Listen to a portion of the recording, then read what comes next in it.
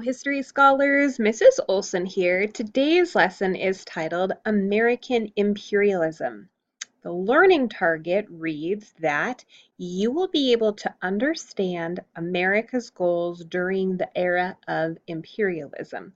We've been studying about the era of imperialism, but focusing mostly on the European influence. We are going to turn our attention to the US. So before we get going too far, I want to encourage you to take notes. So have another window open to type in or write the information by hand. Writing notes helps our brains to remember the information better, and you can use the notes later on future assignments. Okay, here we go. Our first slide reads, where does the US fit in? If we think about this imperialism basket, how does the US fit inside of this basket? Well, let's think of the US like a rookie. The United States is very new um, in the 1800s, right? They had just established the country in the late 1700s, and the era of imperialism really is the late 1700s and the 1800s. And the United States is new to this game, okay? The United States, however, is further than other countries around the world in that it is industrialized. So we have factories, we're manufacturing, and we're making money off of those factories and the products that come out of them. So, where does the US fit in? Well, we want to make sure that our economy keeps growing because industrialized countries always need to make sure that they can keep producing and keep making money. So in order to be industrialized and in order to have economic growth, we need materials. And so we're going to go outside of the United States to find some of those materials. And now think about this. When we are industrialized and we have factories and we're making these products, not only do we need materials from outside of the United States, but we want to expand our markets. We want to be able to send these products other places so that we can make money. Make money, make money. That's all part of this imperialist game.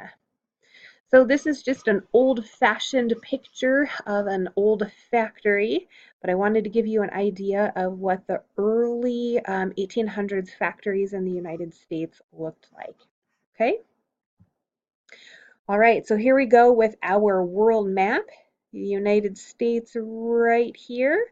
We had been talking about Germany, Great Britain especially, a little bit of Russia. The United States is going to want to go outside to gather materials and to sell their products in different markets around the world. So continuing with this conversation about where the US fits in this era of imperialism.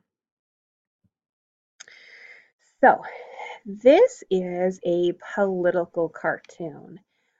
Some of you, if you had me in the 8th grade, you might even remember this political cartoon about the Monroe Doctrine. So we're not going to analyze this too much, but I do want to point out that this is Uncle Sam, who often represents the government or the military. This is the globe. You can tell that he's standing on top of the world. And this reads Monroe Doctrine, hands off. Okay, let's get into some text here. So the United States develops the Monroe Doctrine, and in essence, what it says is that it warns European nations that the U.S. will not tolerate colonization in the Western Hemisphere. So pretty much what you see here, Monroe Doctrine hands off, is the United States kind of drawing a line in the sand, if you will. They're drawing a line in the water in the Atlantic Ocean. And they are saying that to their European brethren that they cannot cross this line. You cannot go into Central and South America and establish colonies there. This is our area of the world. Okay? So think of this like the United States. They're flexing their muscles. They're showing how big those muscles actually are. This little rookie is saying, we're powerful. Don't mess with our area of the world. Okay, so the United States, they want to establish naval bases. Okay, there is also this feeling of superiority. You've done a source analysis about white man's burden. White man's burden is all about how the white Anglo-Saxon peoples of the United States are better than the uneducated, the non-industrialized countries of the world, going so far as to call them heathens and almost thinking of them as inhuman. So the United States does have this feeling of superiority. Okay, and then Manifest Destiny. Manifest Destiny said that the United States, when it was being established, would extend all the way to the Pacific Ocean. Manifest Destiny extended refers to, okay, the United States is now established. It now has territories all the way to the Pacific Ocean, but we're going to go past the Pacific Ocean. Okay. Emphasizing those. And here is a political cartoon that represents those ideas of superiority. Here again is Uncle Sam. Here are people of color. The cartoonist has purposely drawn Uncle Sam to be bigger than these people of color. And how he controls this area of the world by sitting on top of this island nation. And you can see that he's kind of extending his hand. He has a smile, and this person or peoples are drawn to be peoples that are not progressive with the style of dress that they have. They only have spears and not guns. You can see that the facial expression is not portrayed in a positive light, neither is the hair. Okay? So this feeling of superiority. And here's another one. Hold on one second, see if I can make this go away. Nope. Okay, so on this political cartoon, once again, we've got Uncle Sam in the middle, very present, much larger than the other figures. The caption at the bottom reads, "New faces at the Thanksgiving dinner." Uncle Sam to himself, these little shavers seem to like it here. I wonder, had I better keep them all in the family, right? So if we go around the table, here's Lady Liberty, the Philippines, Cuba, Hawaii, Puerto Rico, okay? So this is going to give you an idea of the nations that the United States wants to stake their claim in the era of imperialism. Okay, first we're going to turn our geographical attentions to the Pacific and specifically Japan. So Commodore Matthew C. Perry, he is credited with opening Japan.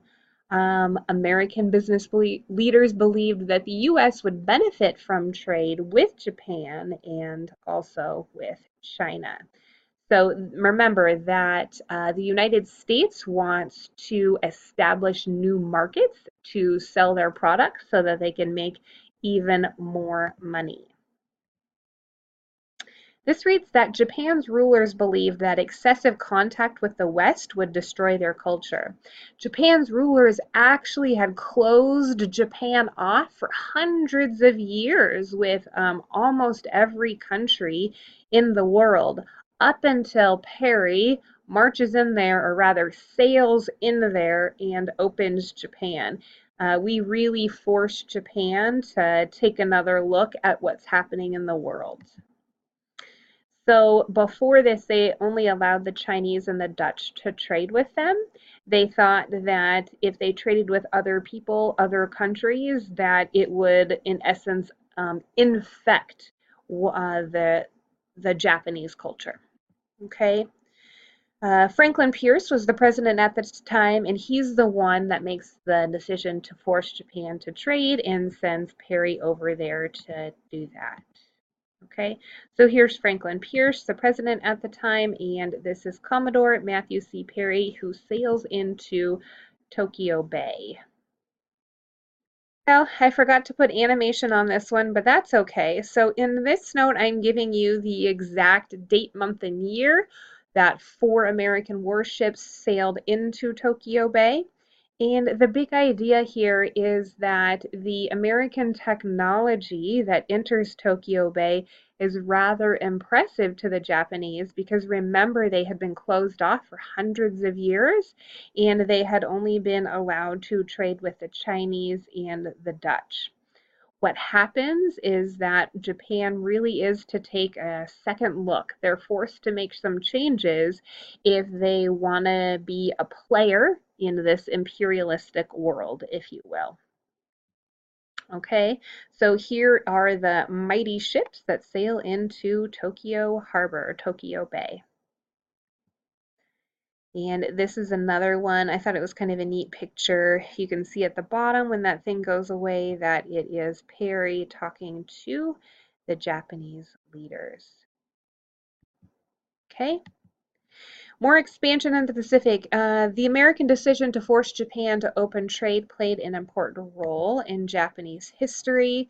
So in 1868, after a long power struggle, the Japanese leaders begin to westernize, meaning that they actually sent delegates over to the United States to start to learn how to do that exactly. And then those guys come back and kind of explain and teach the Japanese leaders what they learned. And so what they learned was that they had to start their own industrial revolution, which they do. And by the 1890s, the Japanese they had built a modern navy. And because they were able to do that, they then set out around the world, really Asia, to build their own empire. Remember, countries are vying for power in this time period. I suppose that vying for power never goes away exactly, but the Japanese want in on this imperialist game.